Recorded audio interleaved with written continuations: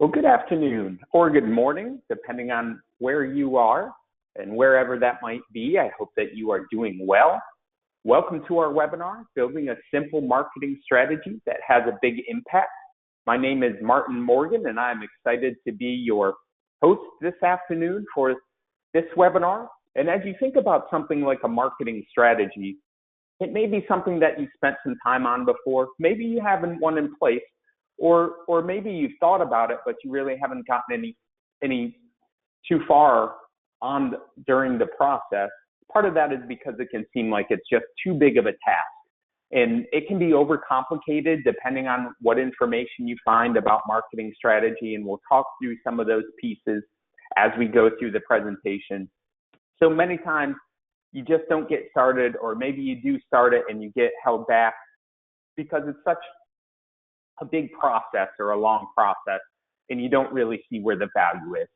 And so that's why today I'm going to really focus on keeping it simple. So this isn't rocket science, of course, but if you follow this simple process, you will end up with a documented marketing strategy that can serve as the foundation for all of your marketing. And you can ensure that you're getting a solid ROI. So before we jump right into it, I do want to mention that if you have a question at any point during the presentation, please feel free to use either the question box or the chat box. At the end of the presentation, I will look over there to see what questions there may be and to answer some of those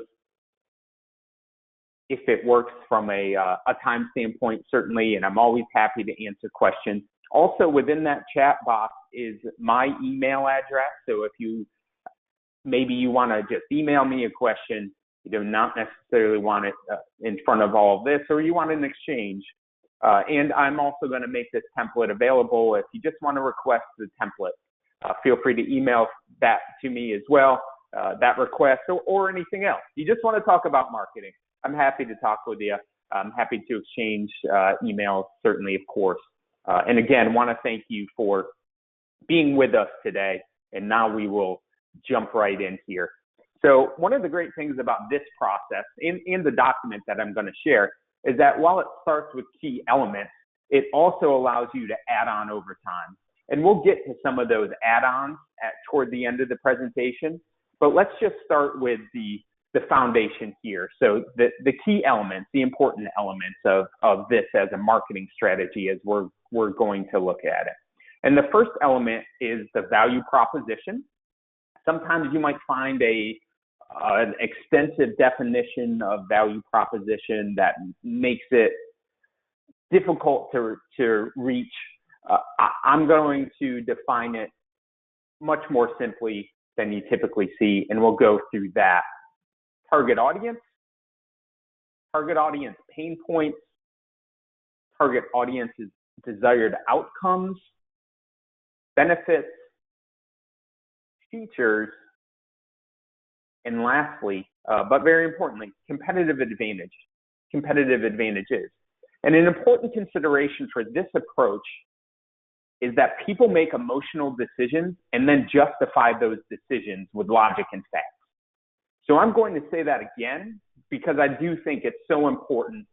And as we look at the way we make decisions, we might think, oh, well, that's not us. We don't do that. But most of us really do. And if you really think about it, a lot of times that your initial decision is an emotional decision, and then you look for those facts to back that up. And you might say, oh, well, I chose this product because of this, when in reality, those help you ultimately justify the decision. But it was more of an immediate emotional type reaction that made you want it. And when it's complete, you'll be able to look at this documented marketing strategy, and you better play to those emotional triggers by looking at the things here, like the pain points, desired outcomes, and benefits, because those are all driven by your audience, not by just the things you do. And then you'll be able to back it up with the features and competitive advantages that you highlight. And so I mentioned the template, and we'll follow through here, and I just talked about the list. But as you see this is what the template would be. So you're talking about one page, depending on how many different things you put in here. You might have it on 2 pages, which is totally fine. But the idea is to make this easy for you to use and to make it available. So anytime that you're doing anything from a marketing standpoint, or even some sales related type of thing, you don't have to just start from the beginning or from nothing. And you're not just doing one-off. You have a plan, so you better understand the things you want to highlight specifically. In looking at this template, you see that line under ABC Auto Repair. We help customers. That's the start of a competitive advantage. We'll talk more about that. And then more directly, you see the target audience and pain points, desired outcomes, benefits, features, competitive advantages. And it's created just like this. So you've got those bullet points. You can go exactly to whatever you're specifically looking for. And then you're going to be able to say, okay, well, let's use this. And as I mentioned, if you would like this in a Word doc format, just email me and I'd be happy to send it to you. So let's talk about value proposition.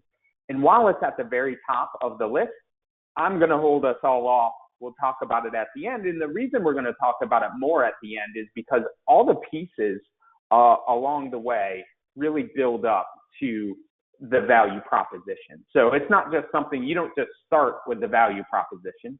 You really end with the value proposition based on all the different pieces that we are going to build in here. The other thing I want to say about value proposition, and I mentioned some of the definitions of value prop can be very extensive, hard to follow, all of those things. The key piece about it really is you think about this as an exchange. So your customers are trading something to get something from you. And almost all the time, they're trading really money. And sometimes they're trading their time if they're sitting and waiting to have something done, but it's almost always money.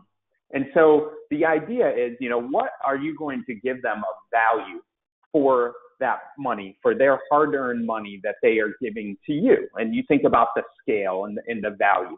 And some things are much more valuable than others. And if you can hit on those things as part of your value proposition, then that's going to be really important. So just a quick thing to consider, probably know if you just thought about brake pads, right?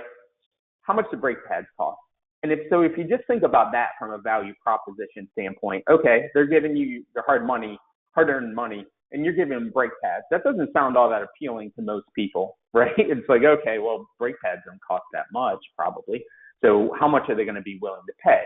But if what you're really offering, what you're giving them, and what you're making them think about it is in a way that you are giving them peace of mind because you are protecting them and their family, all of a sudden, that value proposition holds a lot more weight than it would if you just think about it from the standpoint of brake pads. But we'll get into value proposition a little bit more toward the end of here and talk about a formula that I think can be helpful as far as determining what you might want to say. And again, every piece of this is deliberately simple. I don't want you to get weighed down by some of the in-depth scientific type definitions of something like value proposition. There's multiple definitions perhaps, but for our sake, we're going to make it simple because that's going to make it more practical and it's going to give you something you're going to be able to use.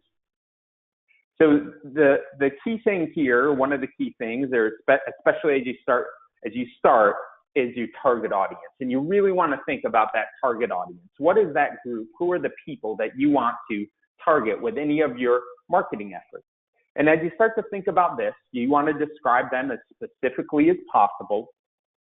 You want to think about what do they have in common? What are those commonalities that you can draw on that are going to help you find things like pain points or desired outcomes? You're going to want to think about demographics. What are the demographics and where do they fit and what does that mean? And you're going to want this group to be small, but you don't want it to be too small, because if you draw your audience too small, then that's not going to help you make the revenue that you ultimately want to make. It's too small of a group. You're not going to be able to serve them. And you do, as mentioned here, want to get specific. You want to think about, okay, what are those services that I want to sell the most of? What services bring in the best profit? Who are my best customers? What type of customers do I want to attract more of? One of the things, a great way to look at this is pick out 4, 5, 10, 15, I don't know, whatever number makes sense to you, of your best customers. Who are those customers that whenever you see them, you're excited to see them because they're a good customer. They're usually going to follow your recommended services. They don't protest too much, or maybe they don't go for everything, but over the course of time, and they really trust you and trust your recommendations. You would consider them one of your best clients. Now think about what their demographics, so think about what they all have in common, and then you can start to build your target audience from there. Another way to do it certainly is think about, what is the radius of miles from your shop? That's a good defining characteristic. Think about what your shop might be close to. Where do you draw people in? For this example here, you may have already have noticed that the image, it's a carpool for a school. And let's say you're close to both an elementary and a middle school, and a lot of the parents have to drive by your shop on almost a daily basis. Now, that might be changed right now depending on if people are going to school or not, but let's just say under normal circumstances, that's the case. And so parents would be a great target for you, and you start to think, okay, parents, I know that would be a good target for me. That should be my target audience. And then as we hear a lot, as we talk to customers and shop owners, of course, those post-warranty vehicles. And, who are the people in your area that own those post-warranty vehicles? So again, you want it to be pretty specific. You want it to be small, but not too small. If your target audience is your entire town or your entire city, it's too big, most likely, unless it's a small one, because you can't make everybody happy. And the more you can be targeted, the more specifically you can make strong messages. And there's one thing I waited to the end to say here, and we'll get to it at the end, which is you can, there's an opportunity to expand this. So as I mentioned, one of the great things about this template, or the way we're doing it here, is there's opportunities for you to expand. So if at a later time you decide you want to catch a couple of different audiences, you can add more audiences, and you can just expand for each of them to really talk about their pain points, their needs, and their desired outcomes. Which takes us directly to pain points. And when we're thinking about pain points here, I want to challenge you to think about it from, again, this is an emotional type of a thing. So you see here, this is a pretty obvious pain. Somebody has a flat tire. But when you start to think about the story that comes along with that, that's when you really get into the pain points. So you want to think about, what are they feeling? What is happening? What is their problem? And what pain does it cause? And from that standpoint, this seems simple. They have a flat tire, but there's much more of a story here. Maybe this is somebody who's on their way to work, and they really need to get to work. And so their pain is really that they need to get to work. The issue is they have a flat tire. But when you think about what is their pain, they need to get to work. And that goes along with what matters to them right now. And of course, when you're thinking about long-term marketing, it's all not going to be as simple as this. It's not necessarily a flat tire, but you think about your audience. What are their pains when it comes to their vehicle? Maybe they're concerned about the safety of their vehicle, and they just don't know who to go to or who to turn to. Maybe you often hear about the person who has a vehicle that has a pretty good number of miles, and they think that it might break down at any time, but they're afraid to bring the vehicle in because they think it's just going to cost so much to get it fixed to where it needs to be that they just don't do it. So instead of starting to chip away at it little by little, they don't do really anything. So you just want to think about those pain points. And sometimes pain points isn't again, it's not necessarily something immediate. It could be, the pain point may be somebody just really wants to make sure that they've got a good, safe vehicle they can depend on, because maybe they need to get to work. They use it to get to work. Maybe it's because they're in that carpool line dropping off and picking up their kids every day, and that's critically important to them. So you really want to think about pain points again at the emotional level. The pain isn't that my car has 100,000 miles and it's time for a service. Most people, that's not going to be enough of a pain to bring it in. So you want to, if you can connect on that emotional level, that's going to get you far and above what you're going to see for auto repair shops from a marketing standpoint. And then our next thing was desired outcome. So for the most part, you can take each one of those pain points and you can make a bullet point that is the desired outcome. So if it's somebody who's concerned about the safety of their vehicle, then their desired outcome is to get it up to a level where they can be confident and not have to worry about that. So anytime they're ready to take those kids to that carpool line, they can be confident that their vehicle is going to run well, and that it's going to be safe. So when you think about desired outcomes, again, I want you to think about emotion. You look at this picture here, what's the emotion? The emotion attached to sitting on the beach is, feeling of comfort, feeling of not worrying. We're at the beach, we're hanging out. There's nothing to worry about today. Today's a special day. And the more that you can help people feel strongly or safe or any of those things that come along with it, then the better off that you are going to be. That's really what the desired outcome is. And when you think about that from a marketing standpoint, you want to paint a picture to them of in bringing their vehicle to your shop. That's the type of feeling that you're going to give them. So you think about desired outcomes. What do they want to happen? What would alleviate their pain? And then what are they seeking? Kind of repetitive from what do they want to happen? But ultimately, it's not just that they want that flat to be fixed or that what they're not necessarily just seeking that 100,000 mile service. They're seeking comfort. They're seeking peace of mind. They're seeking some assuredness that vehicle is something that they can depend on, that they don't have to be worried. So the more that you can turn those pain points into desired outcomes, and then you can use those desired outcomes in your marketing. And so you may remember that as we went through the different pieces of the marketing strategy, we had benefits above features. And that's really important because benefits are customer focused, whereas features are really focused just on your shop. And so features are great, but remember, for most people, the features are the things, and along with competitive advantages, that people will point to justify their initial emotional decision. So the reason that we're going to focus on features first is because one of the best ways to highlight your benefits is just like what we did with pain points and then desired outcomes, is putting together our list of features and then creating a benefit for each one of those features. So as you're thinking of features, first one, of course, services. What are you best at? What are those services that you offer that you're best at? And here, you don't want to list every single service that you offer, the 30 different services. You really want to focus on the ones that you can really do well or that you excel at in your shop.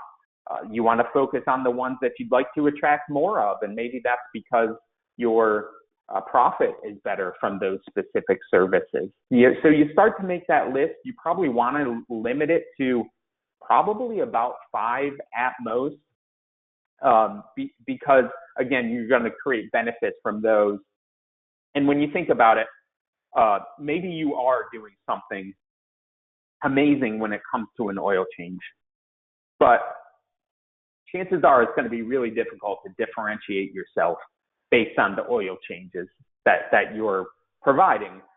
So you want to highlight those things where you really feel like you can do it better than other shops in the area. And that's right in this next bullet, which is what do you offer that makes you better? And I don't want you to, as you think about this bullet, really stop at the services that you offer that make you better, but it goes along with this one. How do you go above and beyond for customers?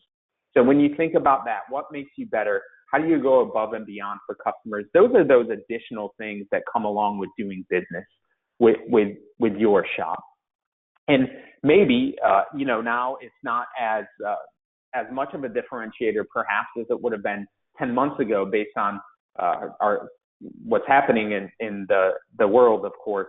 But as you offer pickup and drop off services for vehicles, that's something that really is something that can make you better or has you go above and beyond for customers. So what are those things in addition that you do that makes doing business with you different from doing business with the other shops around town or maybe other shops around the United States? You really want to hit those key things in the features. And not everything has to be just absolutely amazing here. So don't draw the bar really there. But that you want to be able to highlight 4, 5, 6, 7 things and really drill or hammer on those specific things.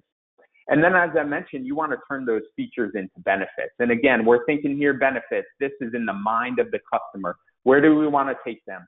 Again, we want to take them to this beach where they're going to feel that peace of mind, that calmness, that assuredness, that things are how they should be, that they don't have to worry about their vehicle, that you've put them in a great place. And as I mentioned, you want to turn each one of those features into a benefit. It's really important for benefits that they are customer focused. If you look at your benefits and they look more like features, let's just say, for instance, you put in there, you put Wi-Fi as a benefit. Well, Wi-Fi is not a benefit. Wi-Fi is a feature. Now, if you want to highlight the benefit of seamless work on your laptop or phone through our Wi-Fi, great. That's more of a benefit because you're thinking, all right, if I'm the customer, what does that mean to me?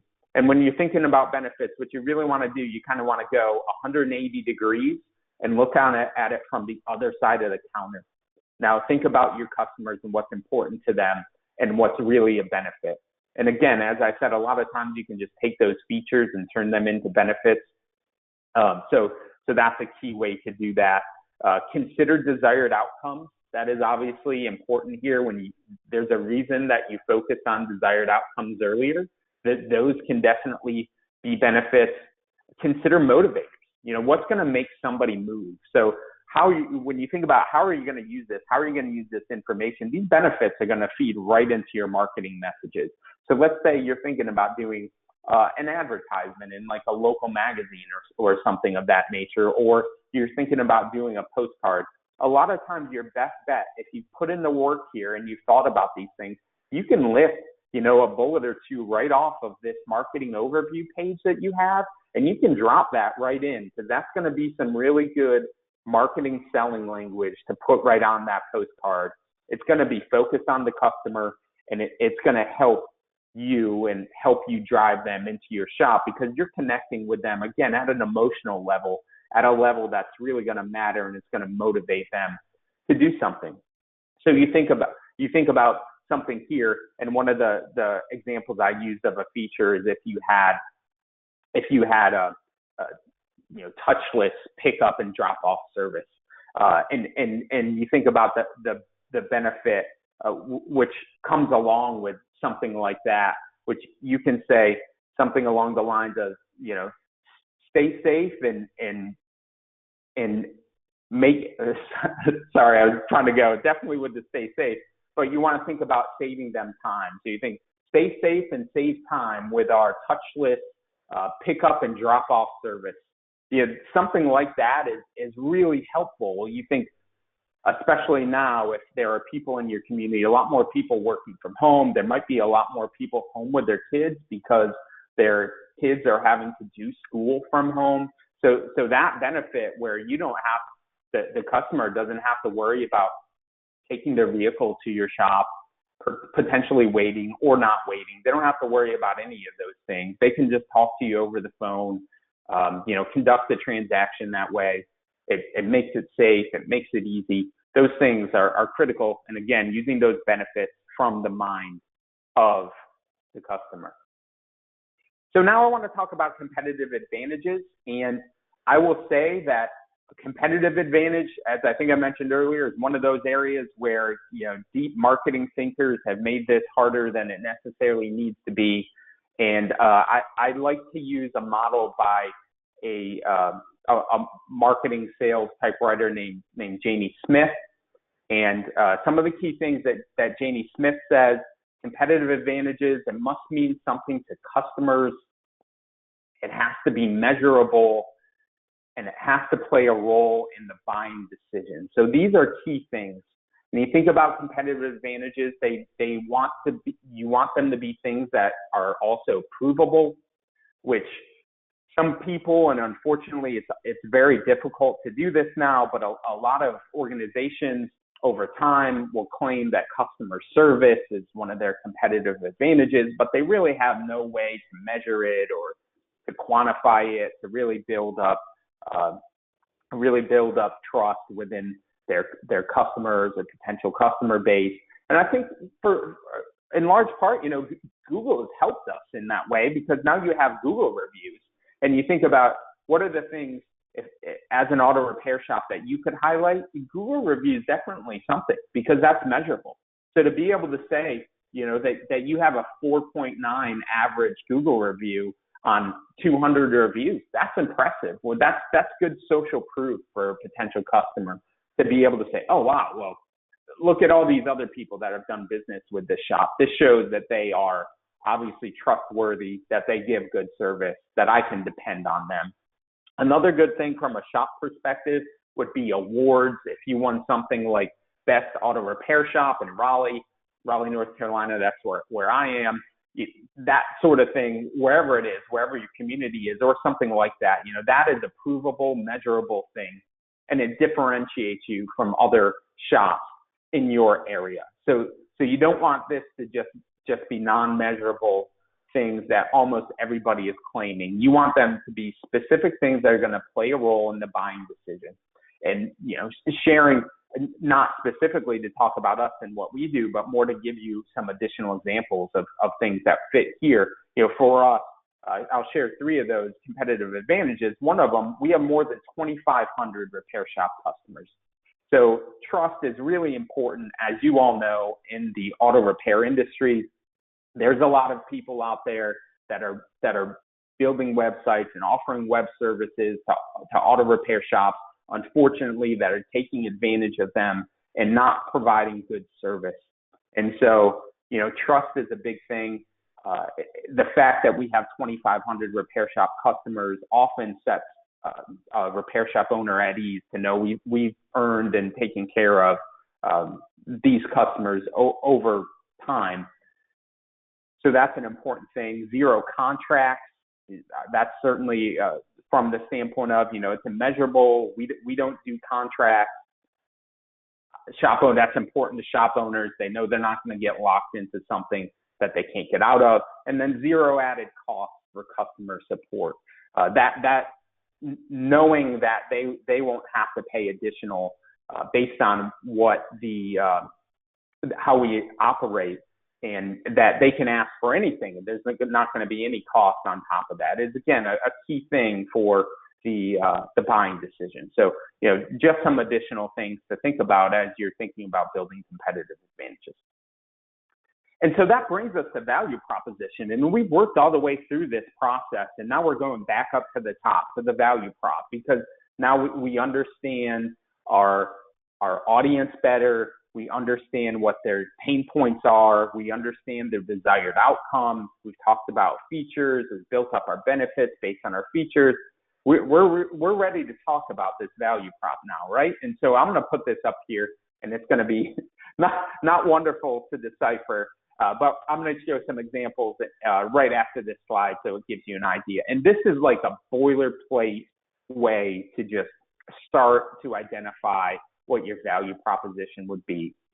And that's we help who, or the audience. Then you insert the desired outcome or benefit, then buy, and then what you do for them.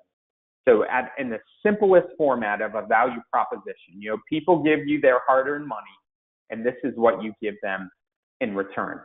And so to use a few examples here, we help North Raleigh drivers keep their vehicles safe and running well with our car care and preventative maintenance services.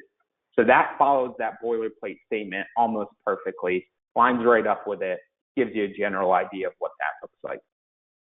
We help North Raleigh residents drive worry-free by going above and beyond to take care of all their car care and car safety needs. And now you start to see in this second one, and you'll see in the next one, we're really trying to dig into those pain points, those desired outcomes, to give it a little bit more meat and to really connect on more of an emotional level. And still, there's room for improvement here for sure. We make car care easy and painless for North Raleigh residents with our no-touch vehicle pickup and drop-off services. And this hits on one of those features that I had mentioned earlier and talked a little bit from the benefit standpoint. You have three examples here, starting from kind of cookie cutter following exactly what I had put on the previous slide, and then adding a couple that are more emotional type of appeal. And on these things, just like we talked about on much of the earlier pieces, the more that you can put in that emotional appeal, the better off that you're going to be. I mentioned that the template, it lends itself very well to expansion, and it certainly does. And so some of the additional things that you can add on here would be expanded messaging. Maybe you say, hey, the benefits are good, and the value prop is good, but I really want to hit on some more specific sales messaging. And so I'm going to add that little segment in there where you've got, specifically you might say, hey, messaging, here's bullet 1, bullet 2, where you're really hitting on those messages that you're pulling from the information above. A couple of other ways that you can build out from a target audience standpoint, you could consider challenges and concerns. So oftentimes these will come up as objections. So if you want to counter some objections or handle objections right here on this document, you can go ahead and do that. Highlight a section that says target audiences, challenges, and concerns, and make your bullet points. Similarly, target audience decision factors. You may want to highlight what those decision factors are. So cost is almost always going to be a decision factor, right? So it's worth noting there. And then anything you might want to put that would help answer any questions about cost or deal with anything. Location, again, might be something. Whatever you see as those key decision factors for your audience. And then you can expand it even further and consider multiple target audiences. You've built one, and the one may encompass kind of 2 or 3 if you really drill down into it. And maybe you decide, hey, you know what? I want to get a little more granular. I want to build out those 2 or 3 audiences, and then you kind of follow this same exact process. Some things might change. Some things may not change that much. I think where you'll find value is if it changes enough on the audience needs or audience desired outcomes that you would then come up with additional messaging. If it's not going to change enough to make it different, then it's not really worth your time to build out those additional audiences. So you think about, let's say you're that same shop we talked about earlier that was located next to a middle school and an elementary school. So you kind of have parents maybe as that primary audience, but you're also near a college. And so trying to bring in college kids is another thing that you'd like to do. Now, that may not be the case, but it also might be, right? And so building a different target audience that's focused on college kids, you're going to come up with a very different grouping of needs and desired outcomes and all of those things. So that's, on those sides of the spectrum where that would be certainly worth it. So how and when to use this document? And again, you're building out your document, and I've got this image here. It says using marketing tactics without a marketing strategy is pointless, and I certainly believe that to some extent. So if you're just continuously doing one-offs, you're probably not getting the value that you could get out of what you're doing for marketing, even if you're not doing a lot, right? Even if you're not doing a lot, that's okay. But if you're focused, you're going to get the most out of the things you do, because consistency and repetition are really important. So if you're putting that consistent message out there, people are really going to understand what your shop stands for and what you're good at and why they should care or how you serve them well.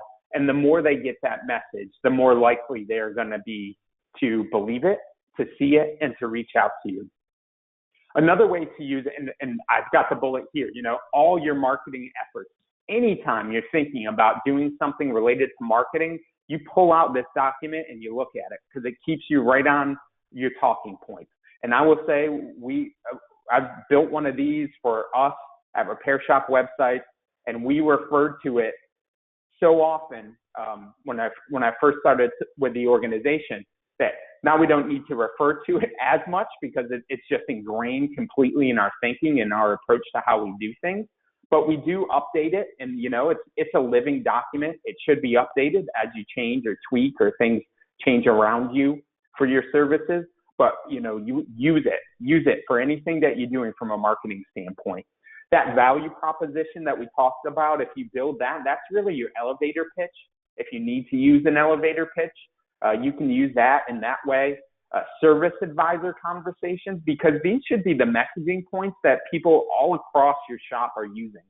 So it's worth sharing all the data and all the information with multiple people in your shop, certainly with the service advisor, even with some of the techs, depending on if they might talk to customers or if they're out doing things where they come across and can recommend the shop or encourage people to come in. They're going to have the opportunity to talk about what makes your shop special and what you do for your customers. Again, focus on solving those customer problems, focusing on those needs. So that wraps up the presentation portion here. A couple of quick things about us. I mentioned almost all of this, and we were talking about competitive advantages. If you look closely at this, after this presentation, you're probably going to see that this is our list of competitive advantages. So, just to show you that we definitely use them and consider them in our conversations, not just in marketing, but certainly on the sales side as well. So that brings it to the end of the presentation. I'm going to take a quick look here at questions and chat to see if we have any questions. I don't find any here. I thank you all for sticking with me. Thinking it may be half an hour, but I just love talking about this stuff and probably got a little enthusiastic as I was building out the presentation and made it a little bit longer perhaps than initially thought. But really appreciate you sticking with me. Happy to answer any questions. My email is up here. It's in the chat. Whether you have them today, tomorrow, next week, whatever it might be. If you would like a copy of that template, please feel free to email me and let me know you'd like a copy. I'll shoot that to you as well. I want to thank you again for participating in the webinar and hope you have a great rest of the day. Take care now.